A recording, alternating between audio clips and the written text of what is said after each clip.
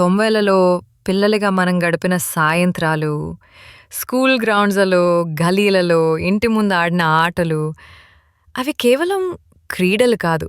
మన బాల్యాన్ని రంగులతో నింపిన అమూల్యమైన జ్ఞాపకాలు.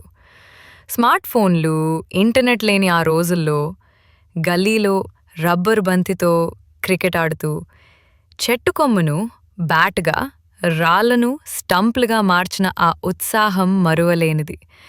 గాజుగోలిలతో లక్ష్యం వేస్తూ స్నేహితులతో పోటీ పడిన క్షణాలు, గిల్లీ దండాల కర్రలతో గ్రామీణ బాల్యాన్ని ఆస్వాదించిన ఆనందం, కబడ్డీ కబడ్డీ అంటూ ఊపిరాడకుండా పరుగులు తీసిన శక్తిమయ క్షణాలు, ఇవన్నీ మన గుండెల్లో చెక్కుచెదరని బొమ్మలు. స్కూల్ గ్రౌండ్లో ఖోఖో ఆడుతూ స్నేహితులతో బంధాన్ని బలపరుచుకున్నాం.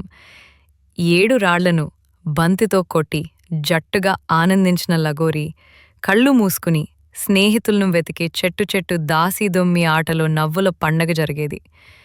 ఈ ఆటలు మనల్ని ఒకదానితో ఒకటి కలిపి నవ్వులు, స్నేహాలు, ఆనందాలతో మన బాల్యాన్ని అలంకరించాయి. ఇవాళ ఈ ఆటలు గుర్తు చేసుకుంటే గుండెలో ఏదో తరమనిపిస్తుంది. కళ్ళ ముందు ఆ బాల్యం మళ్లీ కదిలినట్టు అనిపిస్తుంది. ఇప్పుడు మాత్రం ఇలాంటి ఆటలు కనపడటం లేదు.